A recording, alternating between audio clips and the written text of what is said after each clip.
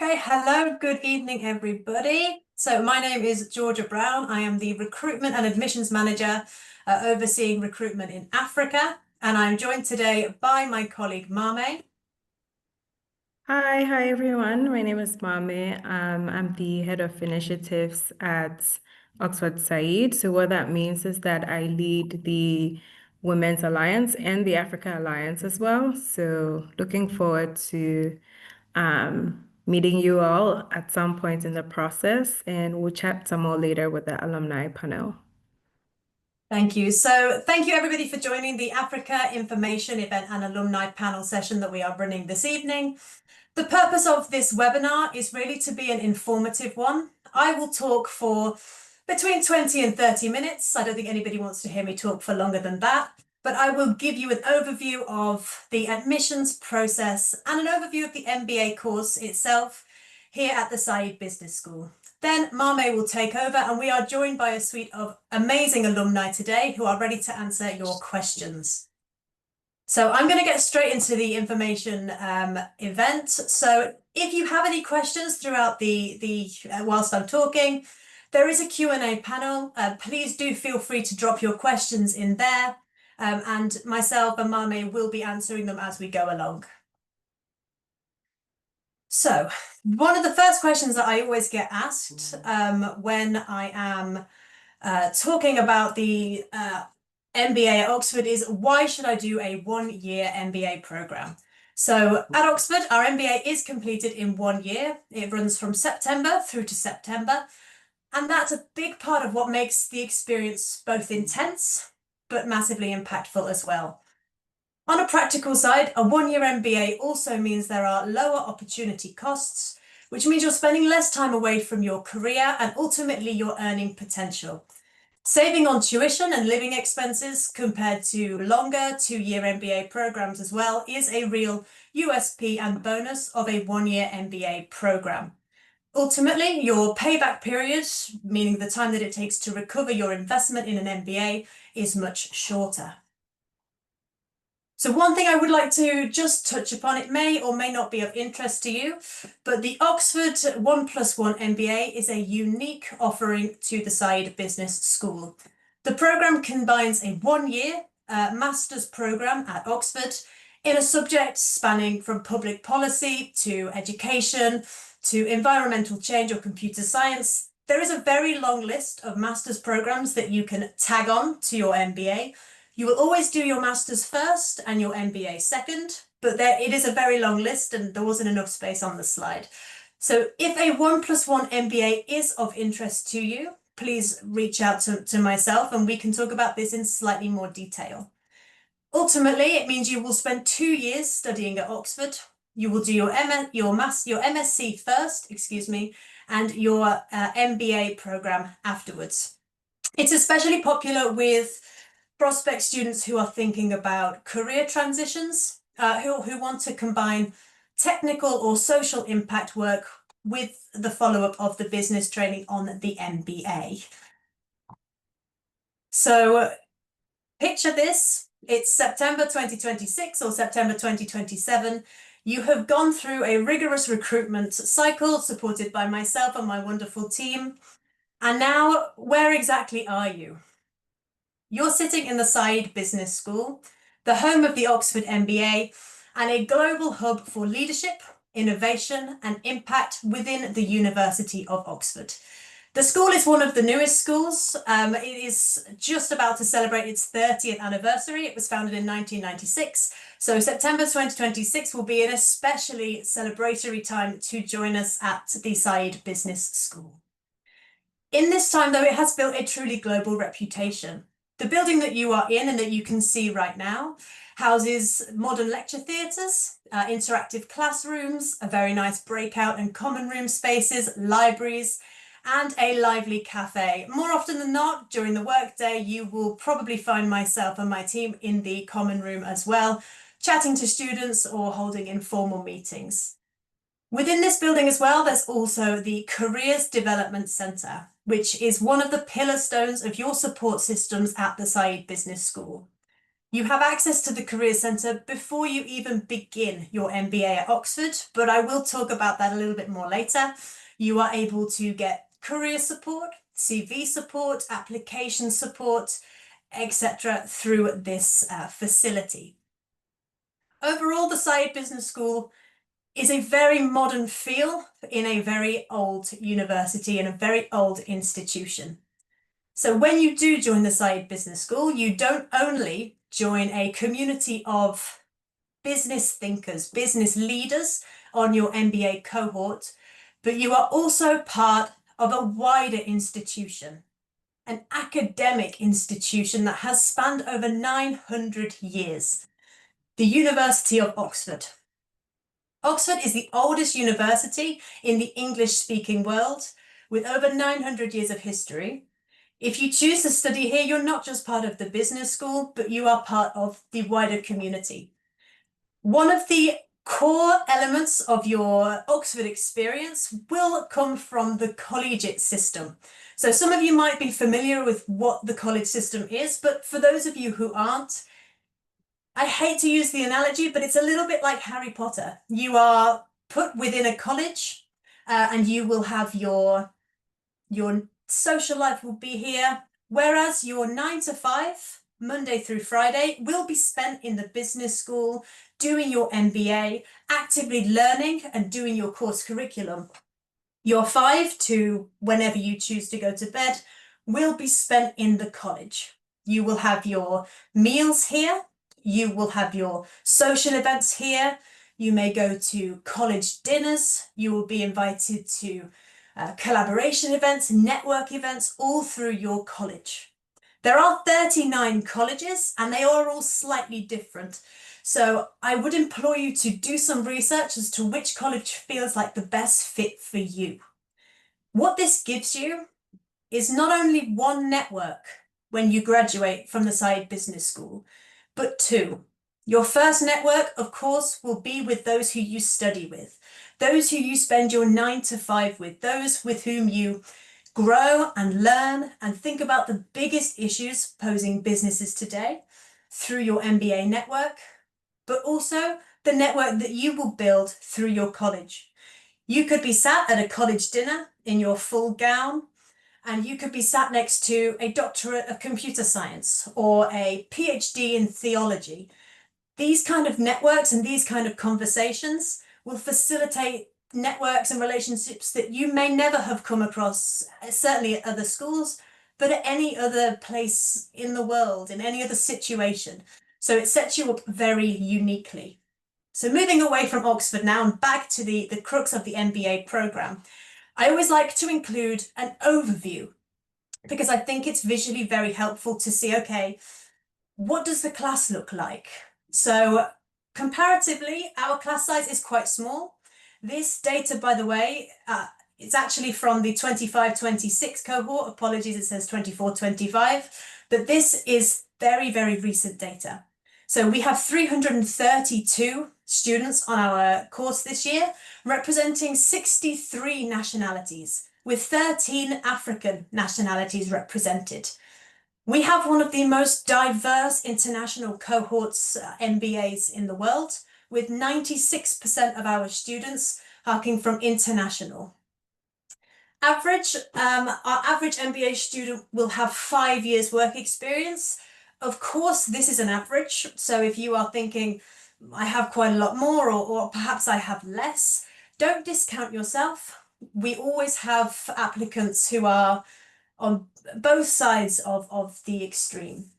The median GMAT score is 680, so that is roughly 615 GMAT focus and 332 GRE. We do accept GRE and GMAT and we look at them the same. So once you apply to the Saïd Business School, your GRE will be converted into GMAT, so the scores are all considered uniformly.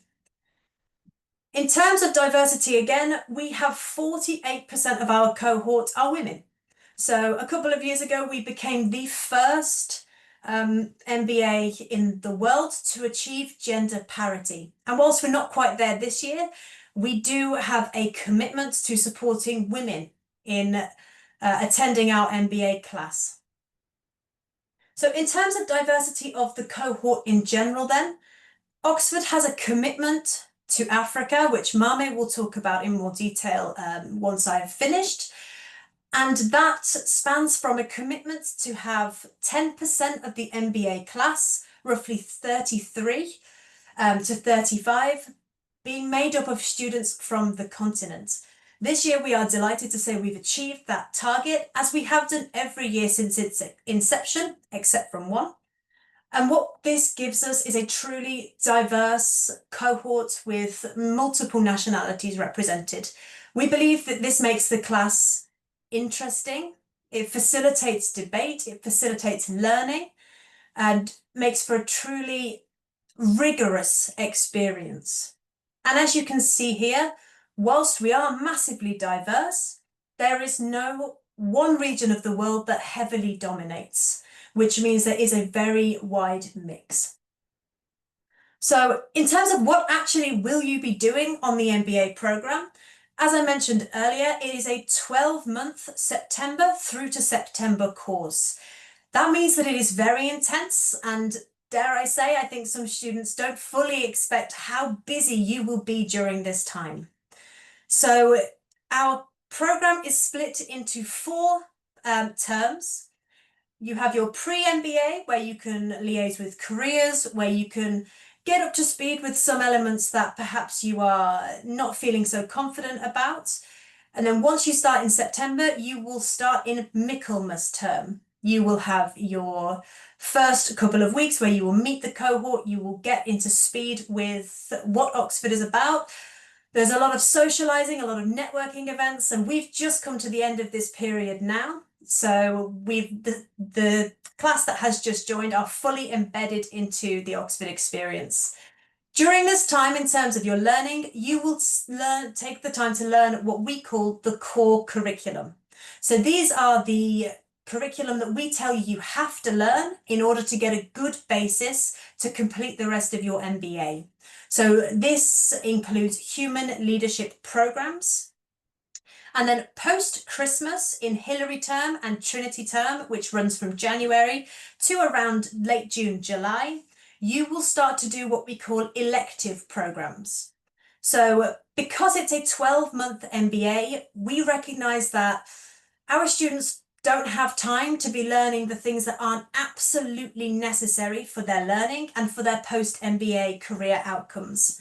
Therefore, you can choose 60% of your MBA program. You can tailor the course to your specific post-MBA career goals, and only 40% therefore is what we tell you have to do. So after the Trinity term, you will have the summer long vacation, whereby you can either choose to do an internship. The internship can be 6 weeks or 10 weeks, depending on your personal preference, or you could opt to do 2 more electives. And then your MBA will finish with capstone, which is essentially a celebration which takes place in early September. So in terms of, okay, what kind of electives can I study then? What can I choose? I just include this slide to show some of the options that have been available. So at the Saïd Business School, we do change the MBA curriculum every single year. This is to ensure that our students are right at the top of the curve of change in areas such as AI, in terms of fintech, in terms of social finance, etc. So whilst these are electives that have been on offer and very possibly will be on offer when you or should you come to join us, these can change. So we believe that giving our students the chance to tailor their MBA course sets them up for success. For example, we expect our students, when they join us, to have a clear goal, to have a clear outline of what they want to do post-graduation from their MBA, be that in the areas of strategic consulting or fintech or AI and technology. Being able to choose the electives that you can will give you the best opportunity to be successful in securing these post-MBA career goals. So we are currently in a recruitment cycle. We are actively recruiting now for September 2026 start date. So stage 1 and 2 have passed already. So we are down now to the final 3 stages. The first of these will end on the 3rd of November, meaning if you would like to be considered for the September 2026 intake, please have your application into us by the 3rd of November. Thereafter, it is January the 7th or the 16th of March. A very common question that I get asked is there any benefit to applying in one stage over another? And my answer is broadly no. You will be considered for admission whether you apply on the 1st of September or the 16th of March. My only caveat to this is if you are looking to apply or be considered for scholarship, then you have to have applied by January the 7th. This is purely because this is when many of our scholarship deadlines will be. I will talk in quite high detail now about some of the scholarships that we have on offer, because I know that this is something that is of particular interest to people, and I answer lots of questions on them. So there are some scholarships up on the screen right now. This is not an exhaustive list. We offer a vast number of scholarships. If you are interested in applying for September 2026 and you are looking to apply for scholarships, I implore you to please look on our website, go through the list and highlight all of those which are applicable to you. Some scholarships will be for the full cost of tuition, whereas some may be partial tuition or full tuition plus living expenses. So broadly speaking, our scholarships will fall into 2 distinct pots. The first is the Saïd Business School Future Leaders Scholarship. Essentially, these are the funds that we at the business school control. We allocate these funds and we choose who we want the beneficiaries to be. The other pot is called the donor scholarships. This is where donors will approach the school with funds and they will ask for certain profiles to be awarded scholarships. So, for example, you will see on the screen AFOX MasterCard Scholarship. This is a Africa-centered scholarship, which you do not need to apply for. You will automatically be considered for AFOX. On the other hand, we have Laidlaw scholarships, which is a woman-only scholarship, which you do need to apply for. So I won't go down this list in its entirety. There are a lot of scholarships on offer. If you can take away one thing from this particular part of the presentation, it's please go to the website, look at what scholarships are on offer, and note down all of them which are applicable to you that you have to apply for. And then I implore you to apply for those which you are entitled to. Aside from scholarships, then talking about funding, there are many ways in which students choose to fund their studies.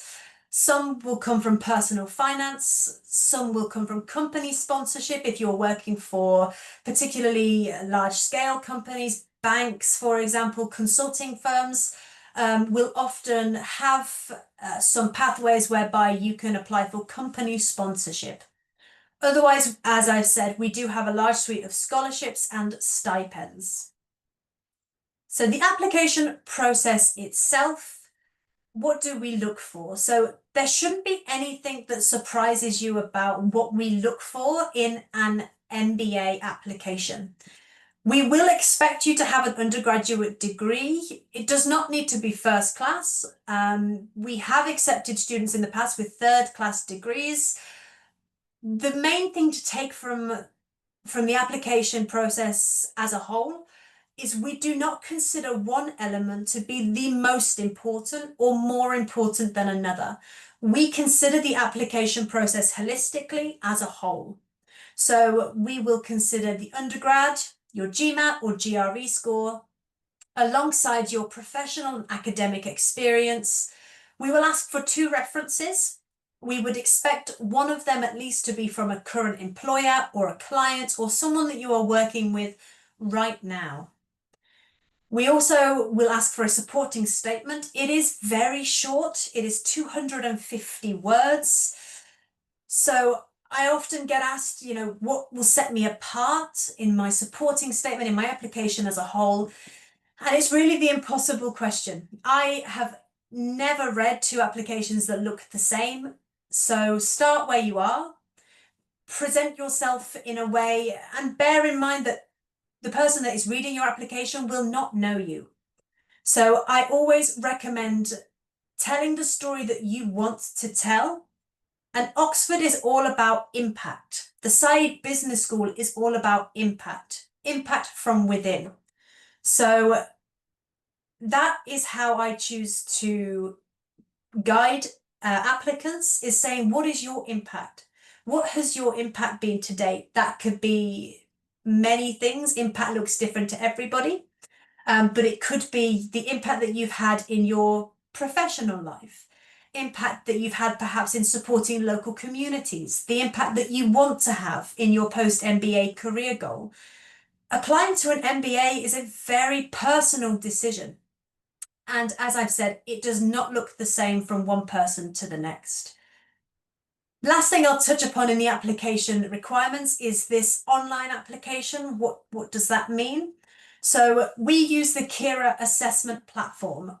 Essentially, you will log in, you will be asked 3 questions via recording from individuals in my team, and you will have 90 seconds to answer the question. So you don't get time to prepare. It's assessing how you think on the spot, but it's also assessing how confident you are in this slightly uncomfortable environment. So I have run through this quite quickly. Thank you all very much for listening. After Mame has spoken about the Africa Business Alliance and after we've heard from our wonderful alumni, my email address is up and available on the final slide. I welcome any questions from you. I welcome a one-to-one with you. Please, we are here to support you through the application process and we all want you to succeed. So if you would benefit from a follow-up call, please feel free to reach out to me directly. Thank you. Mame, I'll hand over to you to take us through the wonderful Africa Business Alliance.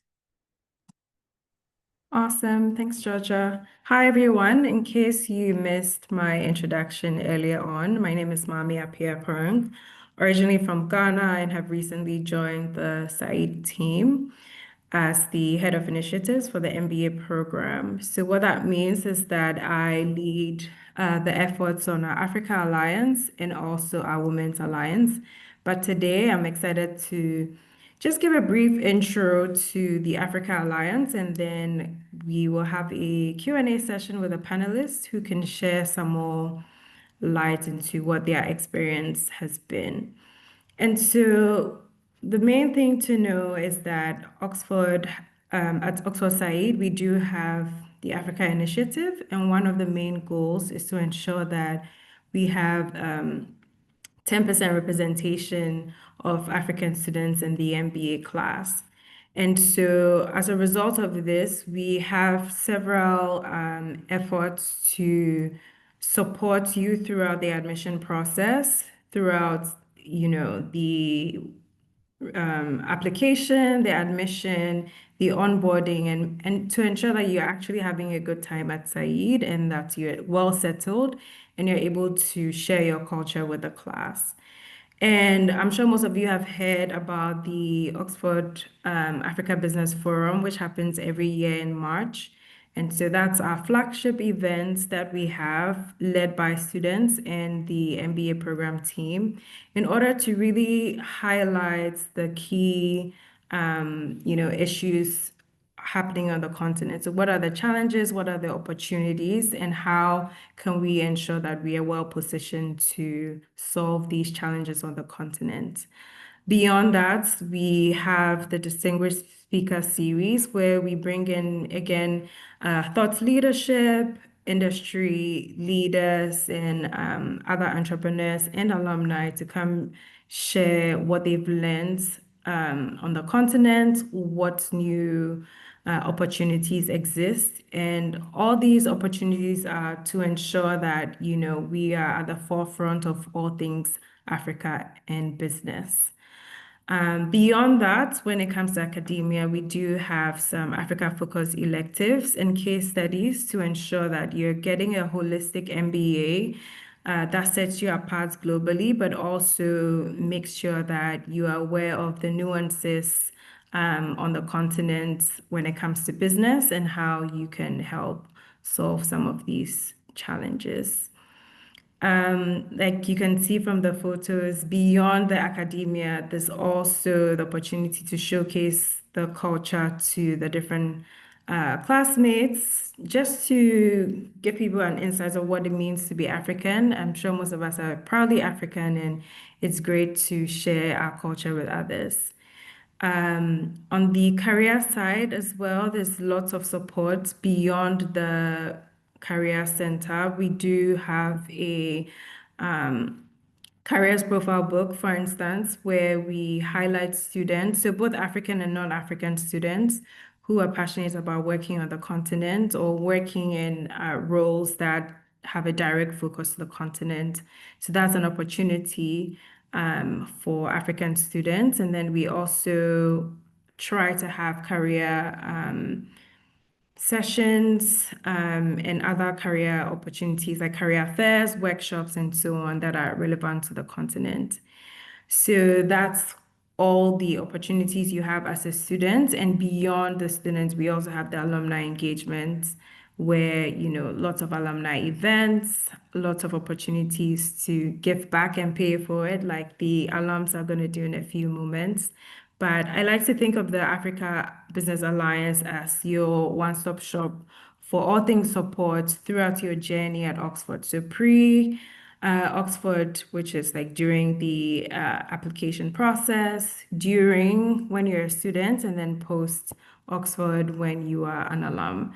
So this is a brief overview, but would like to introduce the panelists, and then they can shed some more light on their experience at Oxford. And if you have any questions as well, please feel free to put it in the chat, or you can raise your hand and we will answer them accordingly. So if the panelists could come up now, that would be awesome. Amazing. Georgia, do you mind going to the next slide? Perfect. I think Christian dropped off, but I'm sure he'll come back on. So maybe we can start with quick intros. Who wants to go first? Jim, shall we go left to right?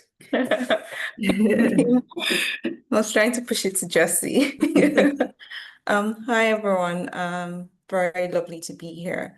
My name is Ajibola Bolanle, and I just graduated. It feels just like yesterday. But yeah, I'm a promote student of the Saïd Business School, and I'm very happy to be here to answer any questions you might have and any other information you'd like to know about my time there, and probably like advice on how to go about this, and even being a student, and even about the city, Oxford. Anything, I think I'm here to support. Awesome. Hi everyone. My name is Jesse Opoku-Sedu and I'm from Ghana. Recently graduated from the business school as well. Had a fantastic time there.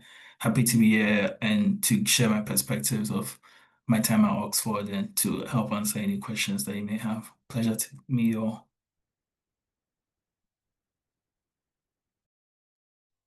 Sure, I can go next. Hi everyone, Humaira from South Africa. Great to meet you. Yeah, please do pop any questions that you have into the chat. Happy to chat about navigating the year, balancing time, extracurriculars, things that you might want to get involved in as a student, and anything that you might be thinking about with your application. If we could be helpful.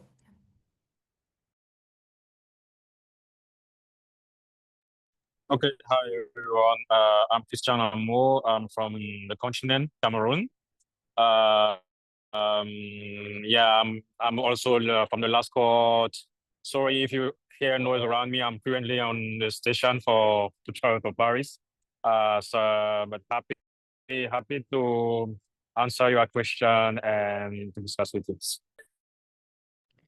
Awesome. Thank you all. So I think there was a question in the chat, but we'll also like you to answer as well. So they're asking how you can get support when it comes to recruitment and admissions.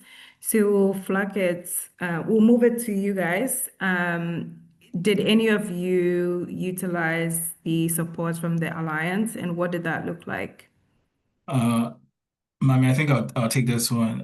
So a bit of context. I worked as the co-head for the outreach program within the African Business Alliance. So part of my mandate was really supporting incoming students or doing the outreach and helping people thinking through their decision whether to come to Oxford or not. And that also includes uh, answering any questions that they may have. So there were a lot of instances where people would reach out to me because I made myself available for that to answer questions that they may have. And in cases where I didn't feel I was best placed to answer those questions, I redirected it to other colleagues of mine within the cohort. So I think it was quite in the last year, it was utilized by a number of students who and I think found it helpful. Some are currently MBA students at Saïd. So I think that's one way in which we support specifically with the Africa Alliance. I think another thing that I found super helpful is there's the blog, the Africa Business Alliance blog that sort of a lot of people have shared their experience. I think it helps to get a better understanding of like what are the types of people that come to the business school, and what do they get out of it to kind of align, okay, your expectations and your goals, and whether that's realistic for the program. And then also just to get inspired by other people's stories, right? I think that was for me, I think helped me visualize whether I was ready, whether this was the right time for me. So definitely check those out.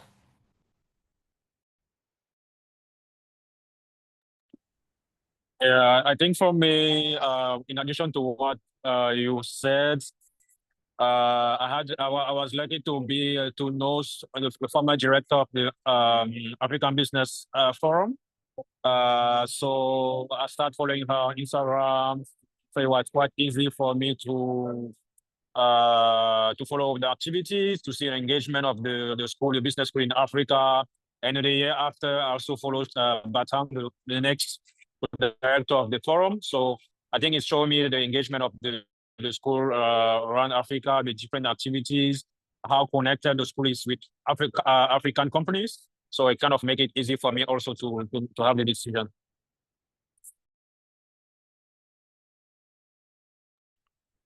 Awesome. I think one other thing that I can highlight, so maybe Georgia, you can speak to that later on, but we do have some GMAT or GRE support as well.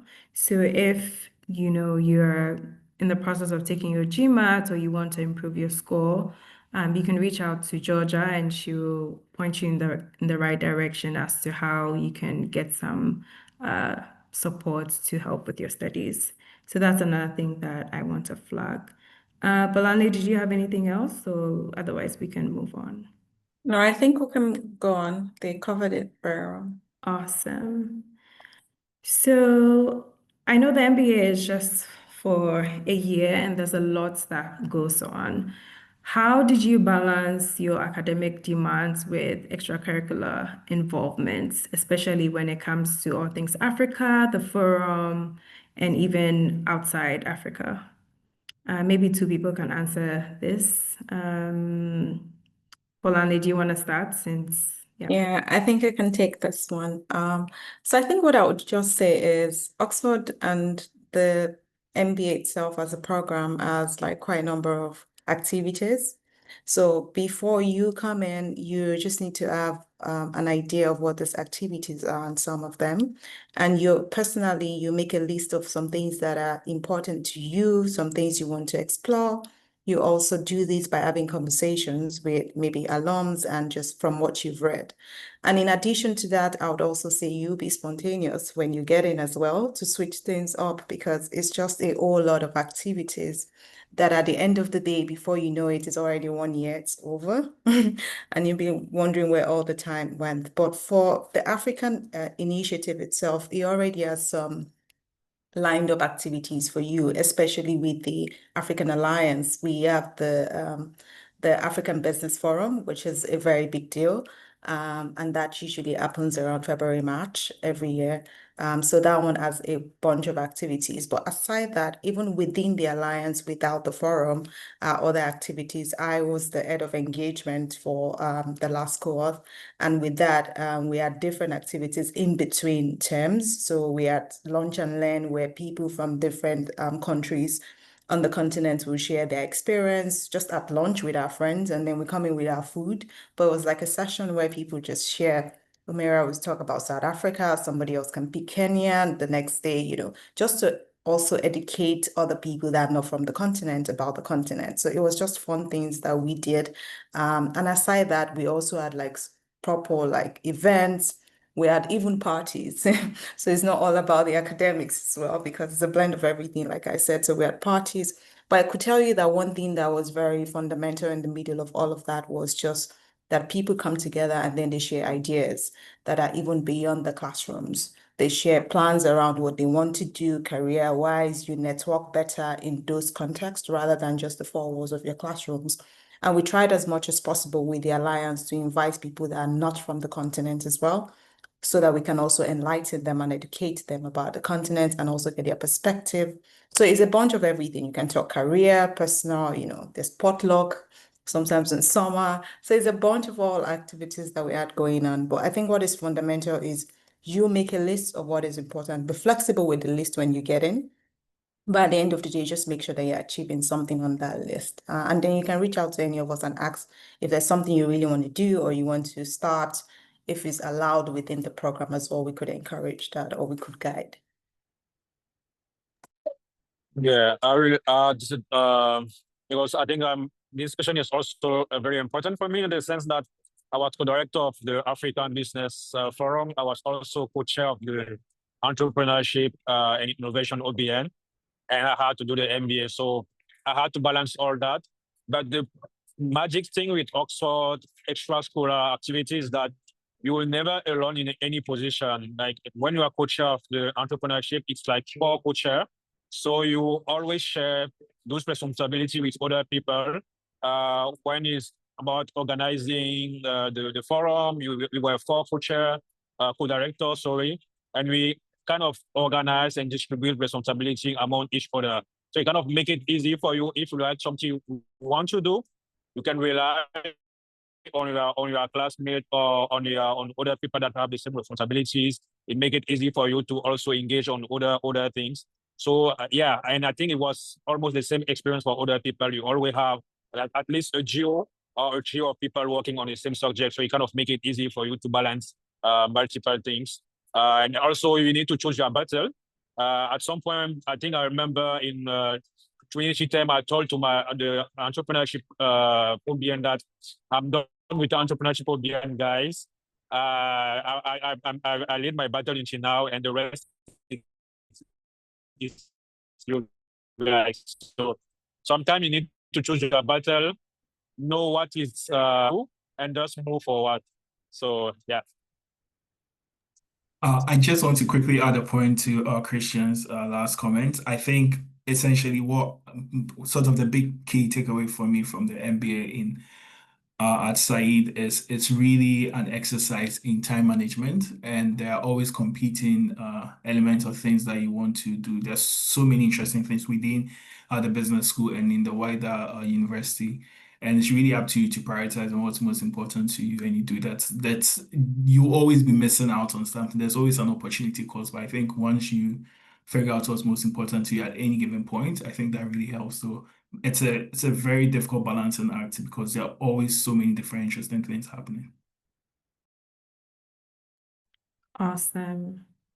Humaira, do you want to add anything or we can go on to the next? Yeah, I think super well covered. And I think I would just emphasize, I think what Jib said, that people Yeah. who I think do it well are people who have calls with alums upfront, get an idea of what would be like tailored advice, and then use that as like the strategy to start with. I wish that's what I'd done, and I've seen people do that really well. So that would be my only piece of advice.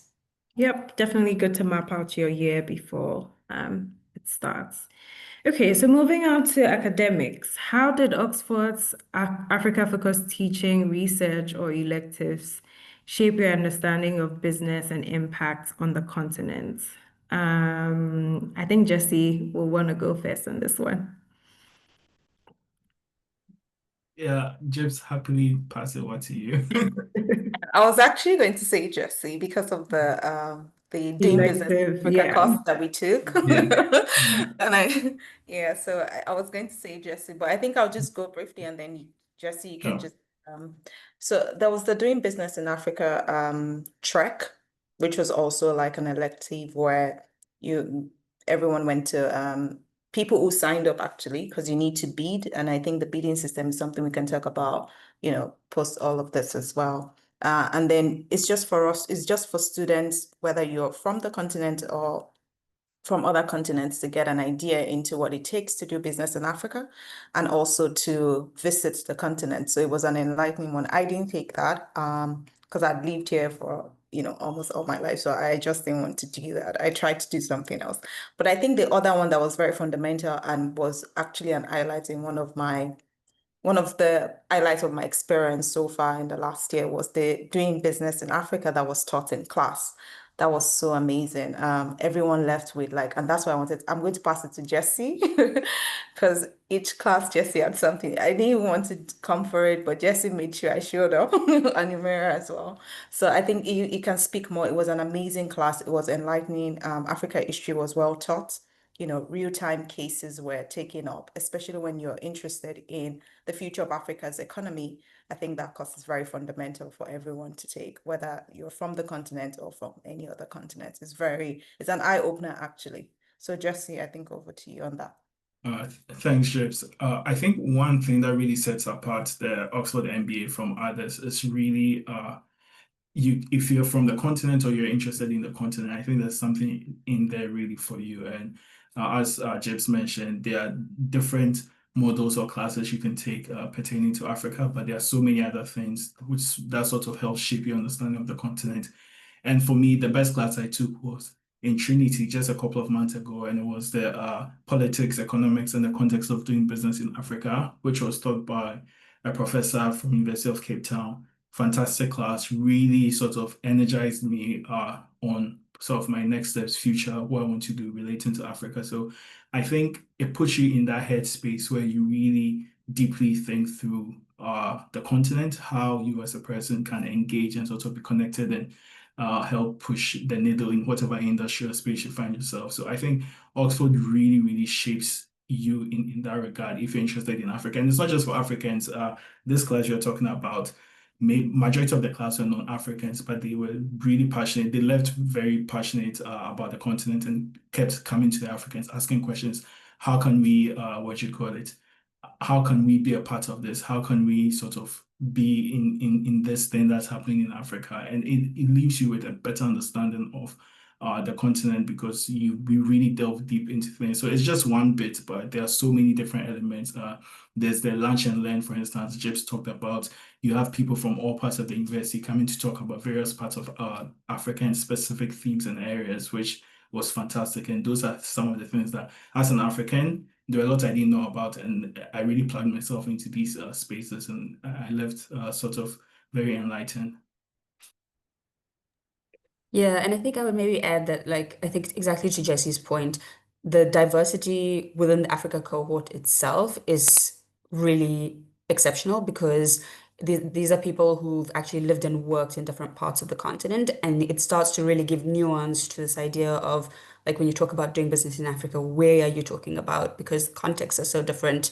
Each industry, each sector, beyond just, the micro nuances among geographies are so different. And I think that a big part of the value of the MBA comes not just from the conversations that you're having. I mean, you could have a doing business in Africa elective in many other universities, but here you're having it among a cohort that are actively working on the continent and are invested in the sort of types of challenges that you want to solve or that you might want to be a part of solving. And so I think that for me really lent a lot to the richness.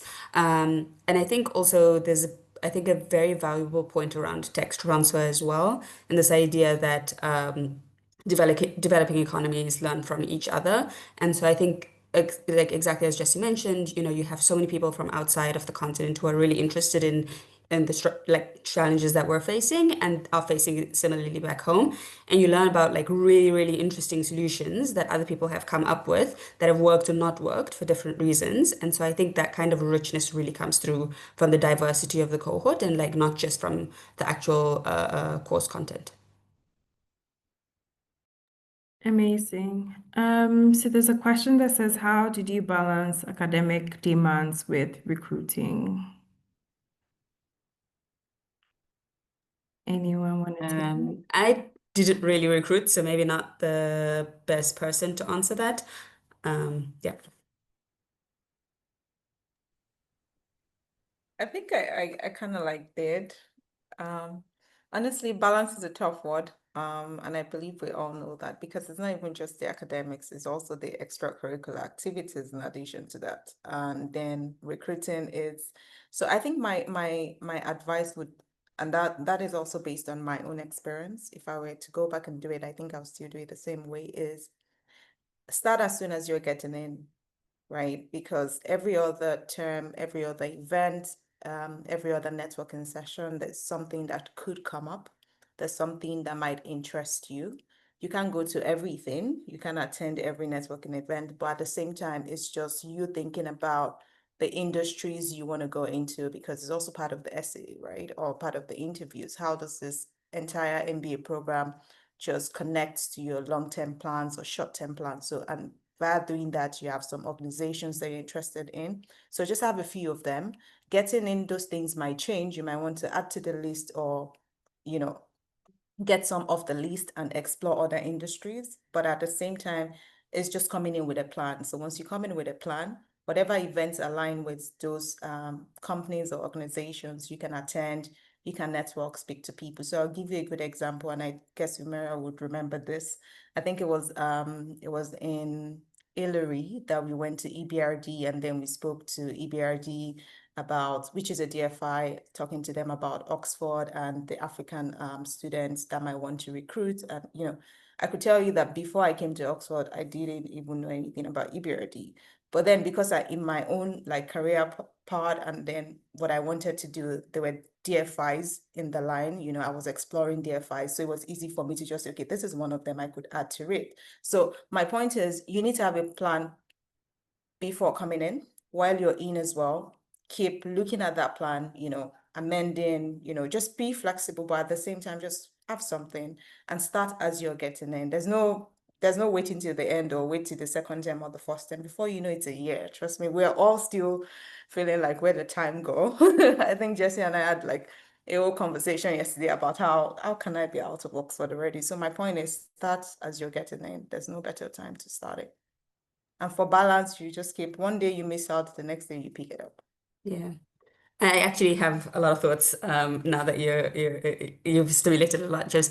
So I worked with, my background's in consulting. I worked with a lot of people who were looking to transition into consulting. And so I would maybe sort of draw a difference between sort of structured versus unstructured hiring.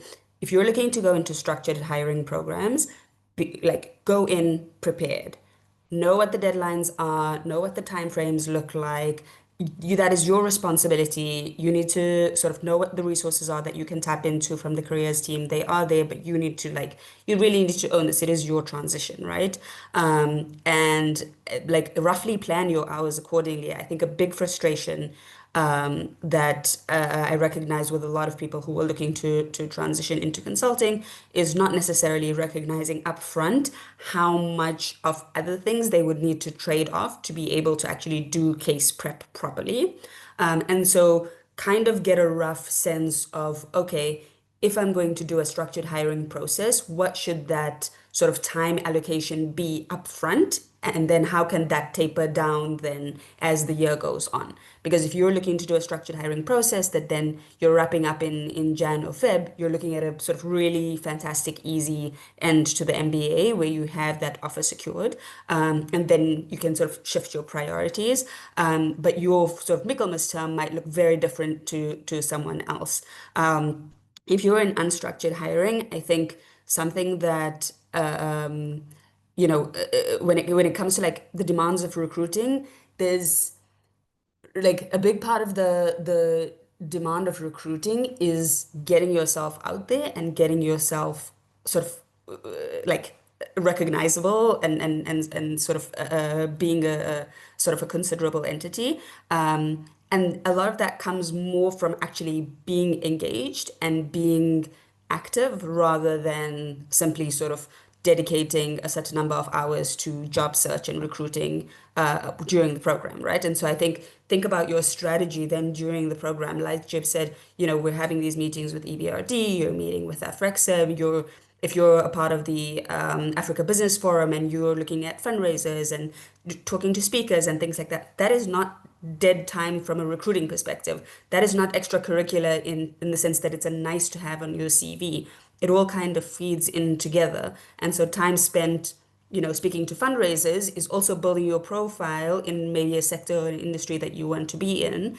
And these are part of the network that you're looking to build. So I think also if your hiring process is a little bit less structured, focus on a little bit more on making yourself and sort of the right type of candidate and an attractive candidate and a candidate who's visible and present. And I think that goes a long way to helping with that transition later on. But yeah, if you're looking at structured hiring, like that is very clear, that's very explicit. Don't fumble Michaelmas, basically. Sorry, I just wanted to add one more thing to the structured hiring. You also have like the consulting OBN during our own time, and that really helped a lot of people with the casing because with structured hiring, especially consulting, you need to be on top of the casing. So you could case with a group of people, and then and also the career team. Actually, I also think they assist with the structured hiring in terms of casing and pairing people with cases that they could go for. So I think with structured hiring, you really need to get on top of it. And like I said, just have a list. You might not use it, you might modify the list, but just have something that you haven't planned because that would help you kind of like shape the conversations you're having, whether it's structured or unstructured. It just tells you what kind of people and talk to people about it. You just cannot tell. It might be one of your classmates. At times I'll probably get to Jesse and say, I'm thinking of this organization. It's like, oh, I know someone, or a friend of mine with a friend of mine, things like that. So speak about it as well. But that only comes from having an idea of what you want to do. Then you know what kind of conversations to engage in. So I think the common thread when it comes to all the questions is to think in advance what you want to do, what you want to get out of the MBA, and then leverage, connections, be it alumni, classmates, resources on campus to ensure that you are well on the way to meeting those goals. Before we talk about application prep and what's made you stand out and all, I want you to speak a bit about the treks to Africa. If any of you planned any treks to Africa, what did that look like? How many classmates did you take? What was the experience like? Well, I can talk about my unofficial Ghana trek, which so myself and another Ghanaian in the cohort organized a trek to Ghana. I believe it was a Hillary break. There were a bunch of treks happening across Africa, Europe, Asia, and whatnot. And so we wanted to show people our country. And so we put the idea out, and a couple of friends signed up. So we had 10 people, non-Ghanaians, coming to Ghana with us. And that was a non-business trek. It was a trek to have fun. And for me, I prioritized that part of my MBA as well. So it was a fantastic period for us. A lot of them were also coming in from a very business serious trek from South Africa, and then they came straight to Ghana, and then from Ghana moved back to Oxford. So it was a really great time to really get to know your classmates, really form strong connections and bonds. And a lot of the lasting relationships people would have in the MBA actually come from spending time on things like trek. And I'm sure all of them everyone on the panel can speak to something of the sort. So I think treks are super important. I wish I did more of them, but yeah, great stuff. I was going to announce that the Queen of Treks is also on this panel. And I think she should answer because I can't count how many countries Umaira actually went to. I think I definitely agree with Jesse. I wish I'd done more. Definitely like have a separate like line item in your budget for treks and like travel activities. And then whatever number you're thinking of, double it. Um, but you will have incredible time, and I think it's definitely something that gave me the most value. So I attended several. The one that I planned was the trek to Kenya. We took 40 students, 36 MBAs plus four partners. And the theme for the trek was kind of sustainability, impact, and climate. And we essentially went to meet sort of different stakeholders within the ecosystem to give people an understanding of sort of one, why is Kenya and Nairobi in particular emerged as a hub in the space, and two, what is the kind of like cutting edge innovation and type of work that's being done. And then I think three, an unintended sort of side effects is almost like for a lot of people who this was maybe their first trip to the continent, getting them to really understand like when we talk about like doing business in Africa, like what does that mean, right? Like what are the infrastructure challenges that you're dealing with? What are the interest rates that you're getting commercially, right? Like why is it sort of doing business on hard mode in a way? And yeah, I think it was phenomenal. It's I think a great experience for me as like one of the organizers. I think it bonded me to the people that were organizing the trek, but also to the students that were attending. And so I think whether you're thinking of going and being a participant or being an organizer, I think you get great value either way. I also think sort of to the theme that's emerging across all of our answers of, have a plan and think ahead of time what you might want to get out of these things. I think for me, it's sort of I really focused on the Kenya trek as a way to sort of like deepen my network and really get specific on sort of one particular thing that I wanted to focus my energy on during that Hillary break. But I think other people use treks sort of strategically differently, right? They use it to get exposure to different regions. People who particularly wanted to transition did treks to like Singapore, for example, or Dubai, for example, where they did 4 or 5 days of like business meetings. We did, I mean, 1.5 days. So it was a career trek, but not quite. But other people will use that time in a very focused way to say, I'm looking to move into a particular region. Let me go and get exposed and sort of get up to speed on what's current and contemporary and start to build my network. And so, yeah, I think of it as a part of sort of the basket of tools that you get through the MBA of like facilitating whatever it is that you want out of the program. And yeah, just have fun with it. I mean, like remember, this is like a big part of the value that comes from this is just meeting interesting people and having good chats. And there's so much going on in the Oxford system that when you take a step out of it and you go on one of these trips, you find yourself sitting next to someone for like 7 hours on your way to like a safari, and you have a conversation that you've never had before, and you learn something new. And so that's like also a part of the education. Yeah. Awesome. So, what advice can you give? What tips can you give to people on this call who are looking to submit the application in the next month or two? Um, what words of wisdom do you have? What do you think worked well for you? What have you seen work well for others? If everyone could share maybe one thing to start with, that would be helpful.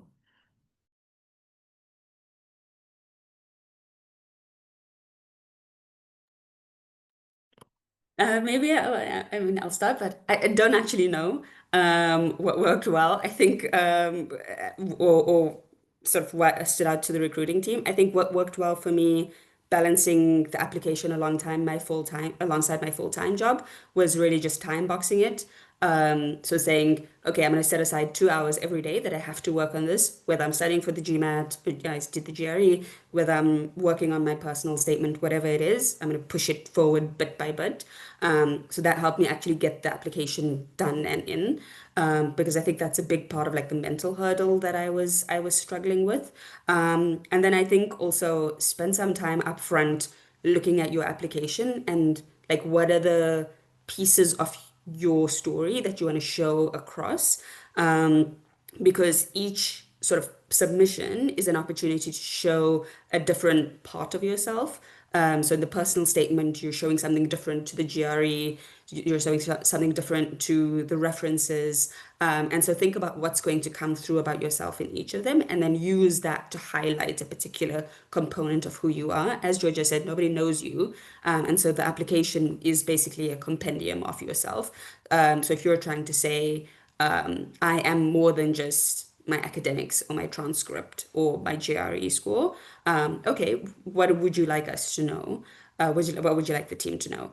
And I think having that kind of like sort of segmentation really helps me. So then I could say, okay, in the 2 hours today that I'm going to draft the outline for my personal statement, I want to display, these characteristics that I think are important and resonate with the values of SBS.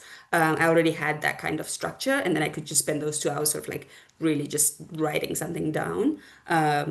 Yeah, and don't get stuck in your head about it. Just get it out, get it done. Yeah. I'm just going to also re-echo something Georgia had mentioned earlier on, that there are no two applications are the same essentially, and I think this may also sound very cliche. Really bring forth your true self to your essays and to your application. For me, I talked a lot about failure in my application, and that was because just looking at certain aspects of my life and really sort of connecting the dot to why an MBA was very relevant to me at this point. I think that stood out, and I don't think anyone's essay could read like mine. So I think, as cliche as it may sound, bring your true self to the essays, leverage and highlight the areas where you shine well, and I think most importantly, why the Oxford MBA would be sort of relevant to you in your medium to long term plans. I think that's all I have to say. I think I'm just going to re-echo what everyone has said, because when I was told about a year ago, I'm like, what do you mean by bring your true self? I wanted more. I wanted someone to tell me more, like exactly what to write. But honestly, that is the absolute truth. So many people have reached out to me already, whether it's via the scholarship or talking about the application or the interview. It is the same thing. It is actually your story. And there are no two stories that are the same. You know why you want this. You know what your experience has been so far. You can speak to your experience better than anyone else can.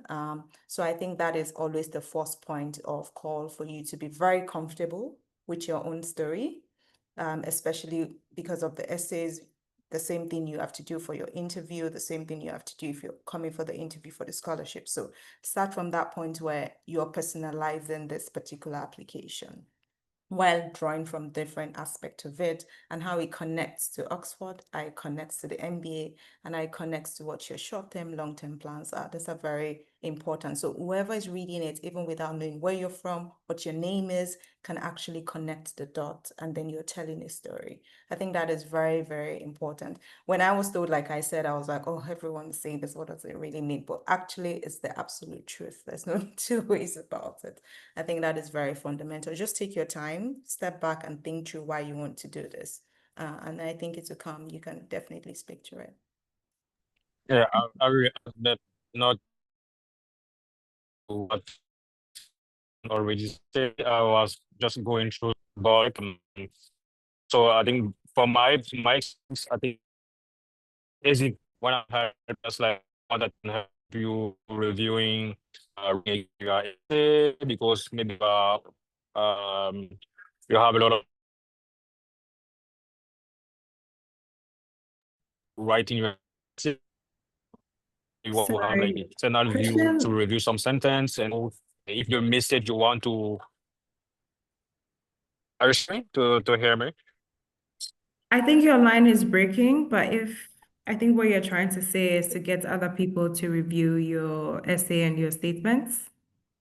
Oh, I think he dropped, but yeah, I think that's what he was saying. So leverage, alumni, leverage current students, leverage, even people in your circle who are really good at reviewing essays, to get some additional feedback to make sure that, like Bolande said, that you're connecting the dots as to what you've done so far, where you want to go, and how the Oxford Saïd MBA is going to help you get there. So making sure that that communication is very crisp and clear across your entire application is very pivotal. And one last thing I want to add to what everyone has said is that, again, everyone's story is different. And once we are trying to curate the MBA class, it's very important to have people from different backgrounds, different experiences, and so on. So don't feel like you need to fit in a specific mold. We need to ensure that there's lots of character, there's lots of opportunities in the classroom for people to share different experiences and different perspectives. So really, really own your story, do some reflection on who you are, your experiences, and identify what your story is, and make sure that you are communicating that to the admissions team in a very crisp and succinct manner. And I think when I look at applications, that's really what stands out. People who are able to communicate that properly and communicate what they want to do and how they are able to connect all the dots. So I think that's it for now. Is there any last question anyone has? You can raise your hand, put it in the chat. Otherwise, Can I, Mame? Sorry. yes, go for it. So firstly, can I say thank you so much to the alumni? We all miss you on campus. It's so nice to see you online. I hope that you're getting on really, really well. I couldn't resist the opportunity to jump onto an application tips question. Thank you for all sharing your insights. Honestly, it's one thing for me to say, this is what we look for. And it's quite another thing to actually hear from the people who have gone through this process and who have done it themselves. So thank you for being so open and sharing your experiences. My final thought on application tips is quite simply to use us. Use the recruitment team. Like, we all want you, we want the applications, and we want you to be successful. Oxford has a commitment to increasing the number of students from the continent. We are available to have one-to-ones with you. We can talk through. Of course, we can't directly help or tell you what to put in your essays, and it wouldn't be right or appropriate for us to even suggest. Your story is your own, and how you want to approach that is absolutely fully down to you. And we've all echoed this already, but we can offer you more practical advice. We can talk through ideas with you. So feel free to reach out. Because there are no further questions, Mami, I'm not sure if you had any other questions from earlier today you wanted to add. No, I think we're good. Just want to say thank you to the alums for joining. Yeah, We massive appreciate thank your you. time. And I think it also shows that alums are, especially the African alums, are very much involved and continue to pay it forward. So don't hesitate to reach out, and hopefully you can all be a part of the community soon. Honestly, thank you so much to all of you alums for joining and giving up your time. Like, you're busy when you're at Oxford, but I can imagine you're just as busy now. So it really does mean an awful lot to us. Thank you. Thank you. I have just put my details up on the screen. I've said it many times during this webinar. Please do feel free to reach out to me. You can also reach out to the Africa Alliance inbox as well if you have more questions or would like to connect more about the Africa Alliance specifically. So the webinar is now finished. Thank you again to the alumni, to Mame, and to everybody that has joined. I will leave this screen open just so you can write down my email address for the next sort of 2-3 minutes. But otherwise, thank you again for joining, and I hope to hear from you soon. Thank you, everybody. Enjoy your evening.